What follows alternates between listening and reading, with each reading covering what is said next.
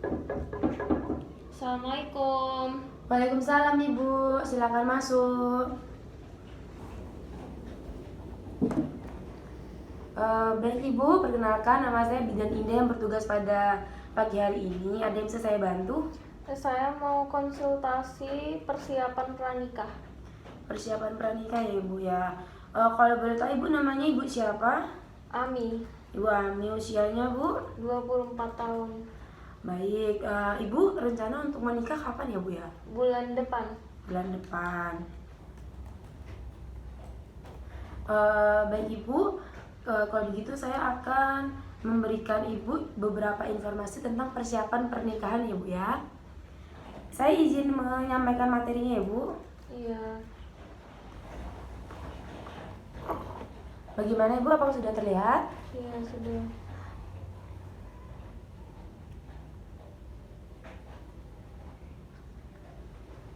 Baik Ibu, seperti yang kita tahu ya Bu ya, pernikahan itu adalah ikatan janji antara dua orang atas nama Tuhan untuk memberikan atau menjalin kekeluargaan yang sakinah, mawaddah, warahmah, kemudian untuk mempunyai keturunan, begitu ya Bu ya.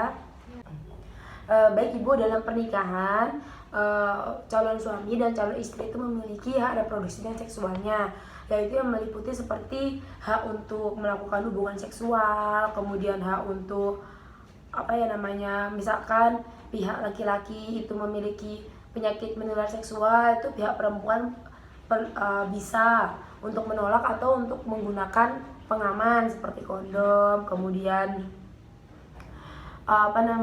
pihak suami dan istri itu juga berhak untuk mendapatkan pemeriksaan kesehatan reproduksi dan seksual. Kemudian suami dan istri juga berhak untuk memiliki keturunan. Kemudian untuk persiapan pranikah itu yang pertama itu adalah pemeriksaan fisik. Pemeriksaan fisik itu dilakukan untuk laki-laki dan perempuan untuk melihat kondisi fisiknya dari kedua pasangan tersebut. Kemudian yang selanjutnya itu adalah pemeriksaan gizi, terutama untuk perempuan ya Bu ya, karena perempuan nanti akan mengandung, akan hamil, melahirkan. Maka sebelum menikah itu perempuan itu sudah dianjurkan untuk rajin mengkonsumsi tablet tambah darah, kemudian asam folat untuk mempersiapkan kehamilannya. Dan selanjutnya adalah pemberian imunisasi TT atau tetanus, karena nanti waktu proses persalinan kan akan menggunakan berbagai macam peralatan ya Bu ya. Nah itu untuk mencegah terjadinya penularan penyakit tetanus, entah itu ke ibu atau ke bayinya. Kemudian yang selanjutnya itu adalah menjaga kebersihan organ reproduksi, karena organ reproduksi kan termasuk organ yang penting dalam hubungan pernikahan ya Bu ya, karena tujuan pernikahan kan adalah untuk mempunyai keturunan. Kemudian untuk pemeriksaan reproduksi itu nanti ada beberapa cara yang bisa dilakukan. Kemudian dalam pernikahan itu juga tidak jauh atau sering banget ada berita yaitu tindak kekerasan kayak gitu Bu. Tindak kekerasan itu dilarang ya Bu ya dalam pernikahan. Entah itu kekerasan fisik, memukul, menendang, mendorong dan lain-lain. Kekerasan psikis yaitu mungkin membentak gitu ya Bu ya, marah-marah, itu kan juga masuk ke psikis ya Bu ya. Kekerasan seksual yaitu pemaksaan dalam hubungan seksual itu juga tidak boleh. Kemudian penelantaran dan eksploitasi, yaitu maksudnya penelantaran ya berarti tidak dikasih nafkah nafkah lahir, nafkah batin. Kemudian kalau eksploitasi itu tindakan semena-mena gitu ya Bu ya, terutama terhadap perempuan.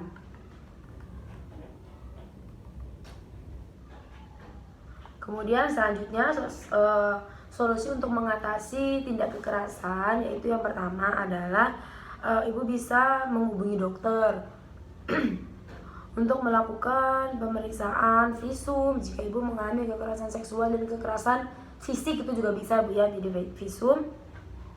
Kemudian konsultasi ke psikolog atau ke hukum mengacara gitu.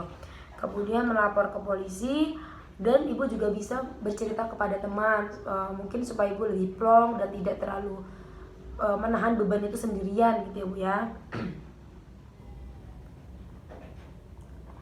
Kemudian dalam rumah tangga itu juga ada yang namanya ketidaksetaraan gender. Jadi misalkan perempuannya itu sebelum menikah itu adalah pekerja keras, tapi setelah menikah suaminya itu melarang perempuannya itu untuk bekerja.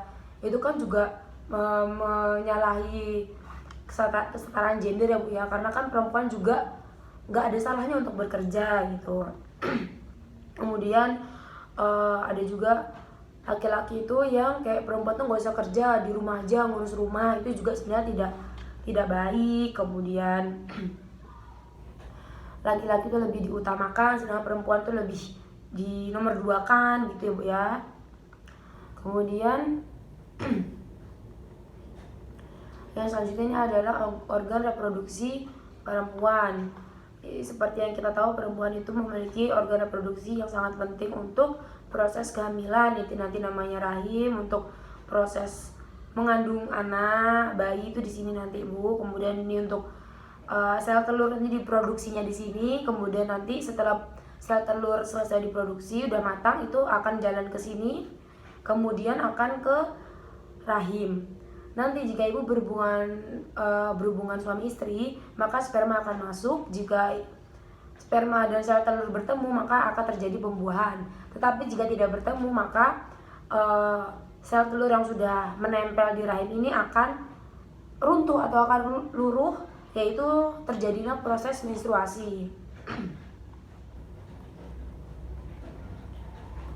Kemudian ini adalah organ reproduksi laki-laki ya Bu ya. Untuk menghasilkan sperma, kemudian ini penis dan kandung kemih. Kemudian selanjutnya itu adalah kehamilan.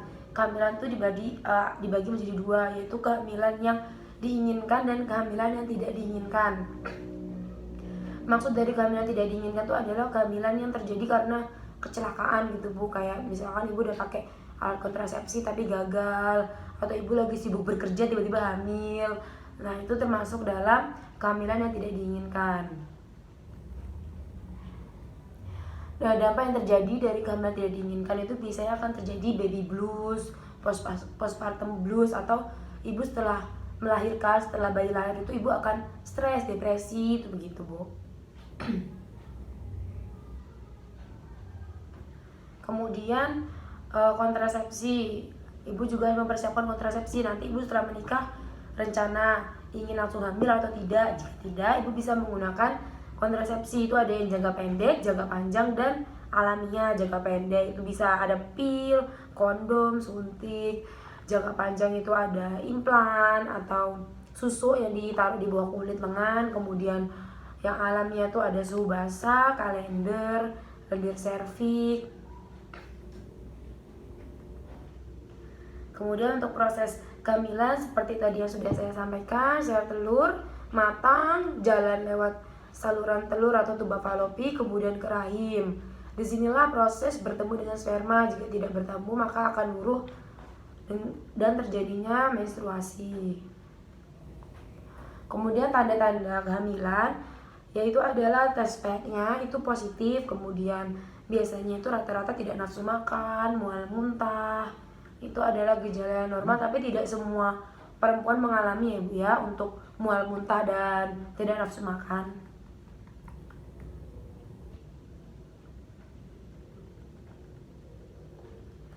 Kemudian untuk menghitung usia kehamilan. Menghitung usia kehamilan itu ada rumusnya Ibu. Jadi ibu harus selalu mencatat hari pertama haid terakhir. Jadi ibu terakhir haid kapan? Misalkan minggu kemarin gitu. Nah, hari pertama itu hari apa? Itu harus ibu selalu tulis, karena itu akan menjadi patokan ibu jika nanti suatu saat ibu akan hamil. Untuk menghitung umur kehamilan, kemudian untuk menghitung hari perkiraan lahir itu kapan. Kemudian pemeriksaan kehamilan itu ada pemeriksaan tinggi badan, tekanan darah, kemudian pengukuran janin, kemudian ada pemberian vitamin, asam folat, kemudian vitamin K, terus tambah darah, ada konseling kehamilan juga, entah gizi, entah sesuai dengan keluhan-keluhan yang terjadi, karena setiap orang kan keluhannya berbeda-beda. Kemudian ibu juga perlu menjaga kehamilan jika nanti langsung hamil, yaitu tidak usah tuh mengurangi angkat-angkat berat, apalagi jika kehamilan muda atau kehamilan tua ya Bu ya, karena itu rentan sekali. Kemudian istirahat yang cukup, tidur siang sejam, tidur malam juga yang cukup, berpakaiannya longgar, jangan terlalu ketat. Kemudian senam hamil itu juga penting, senam hamil, yoga. Terus menghindari rokok, asap rokok juga harus dihindari. Makan makanan yang seimbang. Untuk makan makanan seimbang itu yang seperti kita tahu ya Bu ya, harus ada karbohidrat, entah itu nasi, gandum, jagung, kentang, ubi. Terus ada protein, entah itu hewani atau nabati, tempe, tahu, ayam, ikan. Kemudian ada serat, itu ada sayur, vitamin, buah. Kemudian lauk pauk seperti biasa Bu, buah juga penting. Kemudian air minum juga ditingkatkan, kurangi teh sama kopi ya Bu ya. Apalagi jika ibu lagi minum tablet tambah darah atau vitamin apa, itu tidak boleh berbarengan dengan teh dan kopi.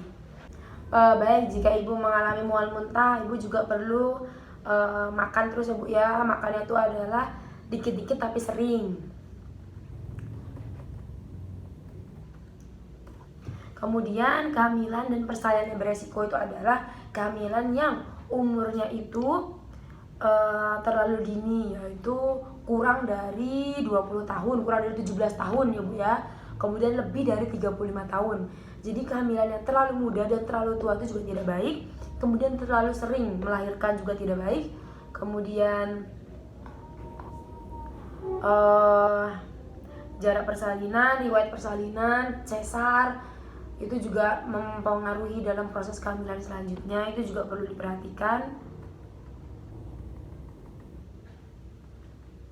Kemudian ada bahaya kehamilan itu perdarahan, kejang-kejang, kemudian kaki, tangan, wajah itu bisa bengkak, terus tekanan darah tinggi, pandangan mata kabur, kemudian ketuban pecah atau ketuban merembes, mual muntah yang berlebihan, kemudian berat badan yang tidak naik ya Bu ya. Jadi ibu hamil tuh jangan takut berat badannya naik.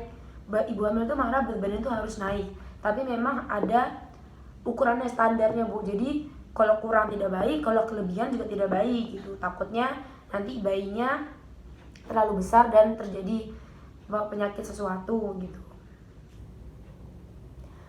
Ibu hamil itu emosinya sangat ini Bu ya, rentan sekali Bu ya, gampang senggol dikit tuh sensitif banget pokoknya. Itu harus diperhatikan juga dari pihak ibu, suami dan keluarga, itu selalu memperhatikan.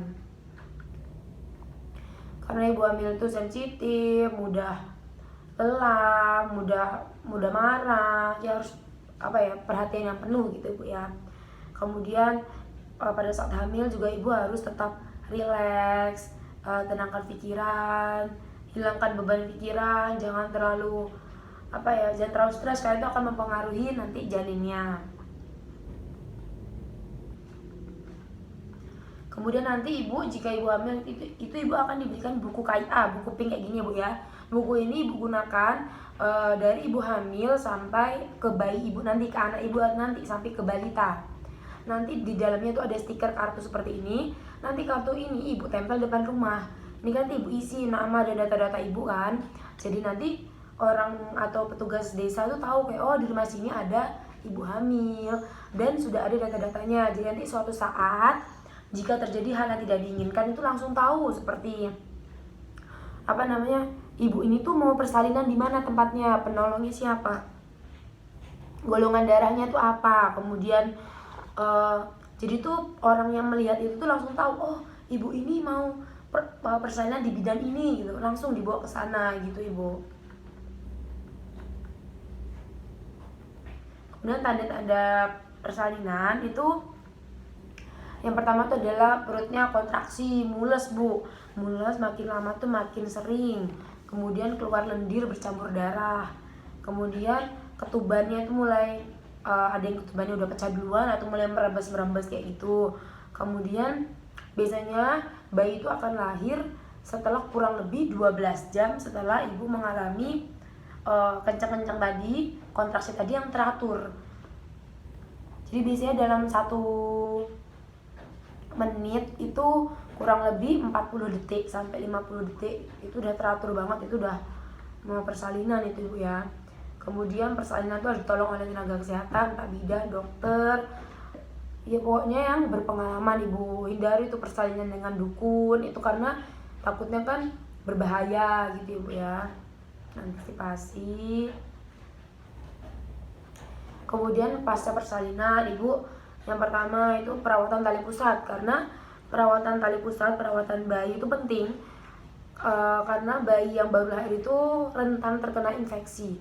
Nah, infeksi utamanya itu adalah dari tali pusat. Kemudian ibu tetap harus mengkonsumsi tablet tambah darah, karena tablet tambah darah itu karena ibu kan setelah persalinan mengeluarkan banyak darah bu ya, nanti selama nifas dalam proses persalinannya lah ibu butuh tablet tambah darah untuk menggantikan darah yang hilang tersebut supaya tidak anemi. Kemudian ibu sudah mulai merencanakan KB. Kemudian ibu juga menyusui bayinya secara teratur, bergantian antara payudara kanan dan kiri, karena jika tidak nanti ibu akan mengalami payudaranya bengkak dan sakit. Itu nanti bisa infeksi ibu jadinya untuk ibunya sendiri, jadinya kan harus tetap menyusui.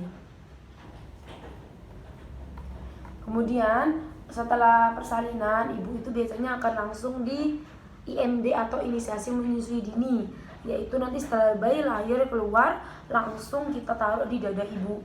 Lah pada saat itu nanti ibu diem aja, ibu hanya perhatikan agar mulut dan hidung bayi tidak tertutup, takutnya nanti kan susah bernafas. Ibu hanya perlu perhatikan nanti biar si dede bayinya yang gerak sendiri untuk mencari puting ibu gitu. Itu untuk melatih rangsangan pada bayi. Kemudian manfaat dari pemberian ASI yaitu adalah dalam ASI itu memiliki beberapa manfaat penting yang di dalam susu formula tidak ada gitu, seperti zat kekebalan, kemudian vitamin-vitamin, bakteri bayi untuk meningkatkan kekebalan tubuh, kemudian meningkatkan kecerdasan bayi, dan juga bisa meningkatkan bonding atau ikatan antara ibu dan bayi gitu ibu. Kemudian ini adalah infeksi menular seksual atau penyakit menular, yaitu adalah gonorea atau kencing nanah, kemudian sifilis atau raja singa itu seperti herpes atau sariawan ibu. Sariawan kan sakit banget ya bu, tapi itu terjadi di alat kelamin. Kemudian ada herpes genitalia.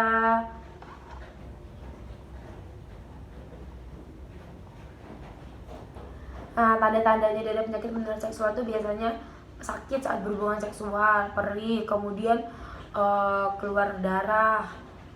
Itu harus diwaspadai karena itu penyakit menular ibu. Jadi entah nanti awal yang punya itu adalah suami, jika suami berhubungan seksual dengan perempuan, dengan istrinya, maka istrinya bisa tertular kayak gitu ibu. Jadi harus perhatikan. Kemudian yang lain tuh ada menularnya itu bisa ke tempat lain ibu, karena pada saat berhubungan seksual itu misalkan si spermanya itu terkena wajah ibu gitu ibu ya. Nah itu nanti bagian wajah ibu, mata ibu itu bisa terkena virus tersebut, bakteri tersebut. Nah itu bisa jadi penyakit konjungtivis chlamydiosis, konjungtivis gonore kayak gitu ibu. Kemudian penyakit lainnya lagi yaitu seperti candidosis vaginalis, vaginosis bacteria, trichomoniasis. Ini tanda-tanda itu biasanya dengan ini bu, keputihan itu berbau, berwarna kehijauan, sakit saat berhubungan seksual, saat buang air kecil dan sakit, itu juga harus diperhatikan. Ini selanjutnya itu adalah tentang HIV/AIDS ya bu ya. HIV/AIDS itu adalah penyakit yang sering yang paling ditakutkan oleh pasangan suami istri. Nah HIV/AIDS itu panjangan dari Human Immunodeficiency Virus. Nah, HIV ini adalah virus yang menyebabkan penyakit AIDS. Jadi jika ibu ada orang terkena virus HIV, penderitanya itu dinamakan AIDS. Karena penyakit AIDS itu karena AIDS itu adalah kumpulan gejala penyakit, yaitu menurunnya kekebalan tubuh yang didapatkan dari infeksi virus si HIV itu. Nah, penularan HIV/AIDS itu yaitu dengan hubungan suami istri, kemudian transfusi darah dari jarum, kemudian pengguna narkoba karena bisa menggunakan jarum, kemudian yaitu adalah ibu yang menyusui bayinya. Jadi intinya HIV/AIDS itu menular lewat darah. Jadi jika ada orang yang ada luka sedikit saja di tangannya, kemudian dia terkena darah orang yang terkena HIV/AIDS, nah itu kemungkinan bisa tertular juga, kayak gitu. Jadi memang harus aware sekali dengan penyakit ini gitu ya.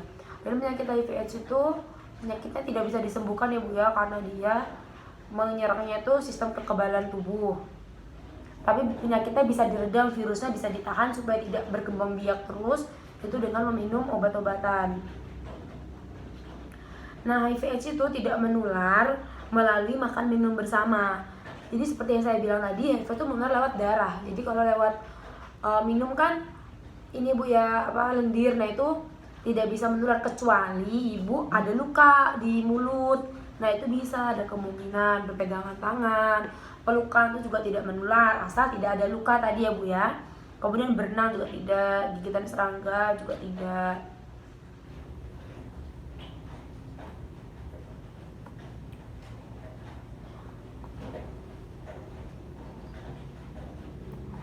Nah, gejala orang yang terkena HIV itu pada saat awal terinfeksi itu orangnya akan biasa saja, kayak tidak ada gejala yang terlihat gitu Bu. Tetapi orang tersebut itu baru mengeluarkan efek atau efek samping itu akan terasa sekitar 5-10 tahun setelah orang tersebut terkena. Kemudian cara kita untuk mencegah HIV/AIDS itu yang pertama adalah saling setia, jangan bergonta-ganti pasangan karena itu bisa menyebabkan HIV/AIDS dan penyakit menular seksual seperti yang saya sampaikan tadi. Kemudian gunakan kondom supaya tidak tertular. Kemudian hindari penggunaan narkoba.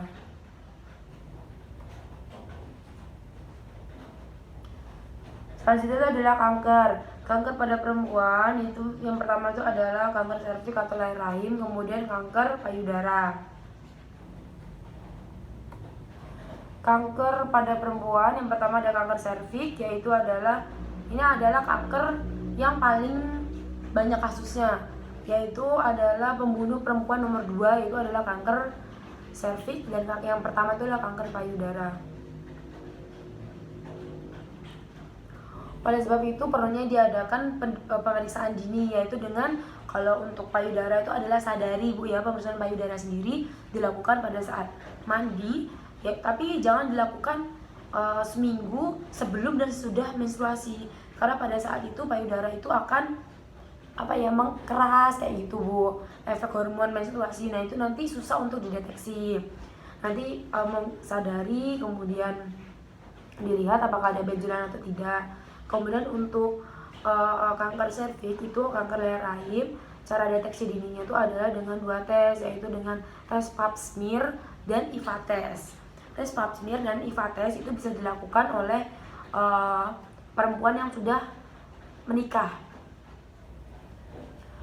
Jadi kalau untuk pap smear itu caranya itu adalah nanti petugas kesehatan itu akan mengambil sedikit sampel dari leher rahim, terus kemudian dimasukkan ke dalam lab untuk dilihat apakah ada sel ganas atau tidak. Sedangkan kalau untuk IVA test itu lebih simpel, yaitu dengan memberikan cairan cuka asam ke leher rahim, kemudian hanya ditunggu beberapa menit saja, dilihat apakah ada perubahan atau tidak.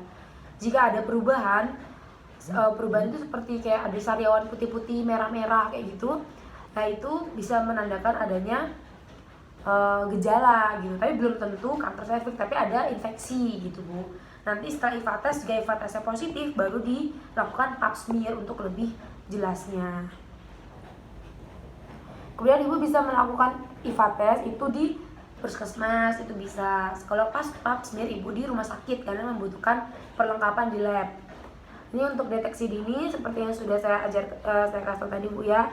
Pertama di kaca, Ibu mengaca, angkat tangan, kemudian Ibu mulai meraba dari bagian ketiak, melingkar sampai ke bagian tengah puting. Kemudian Ibu juga periksa dalam posisi tidur.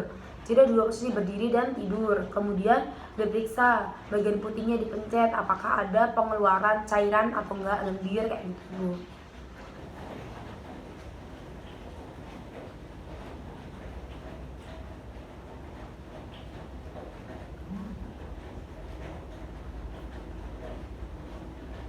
Kemudian selanjutnya itu adalah gangguan seksual pada perempuan dan laki-laki.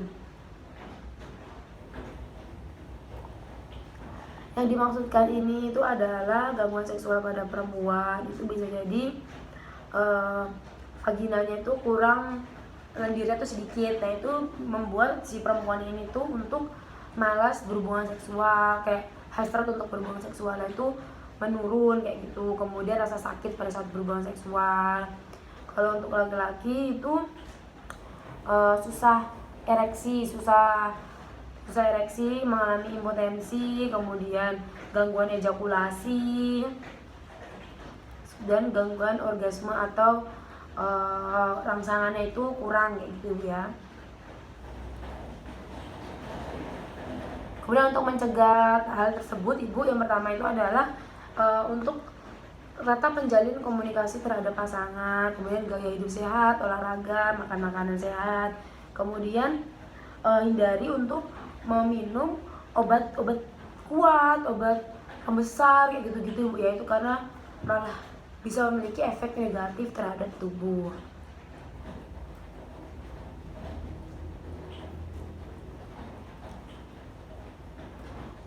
Begitu Ibu. Baik Ibu, dari semua yang saya sampaikan apa ada yang ingin ditanyakan? Enggak.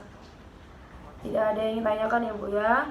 Jadi sebelum menikah Ibu harus memperhatikan hal-hal ini Ibu, karena ini adalah hal-hal yang penting untuk menjalin hubungan pernikahan yang harmonis. Gitu ya Bu. Iya, terima kasih. Kalau tidak ada yang ditanyakan, saya boleh bertanya ya Bu ya. Dari yang saya sampaikan tadi,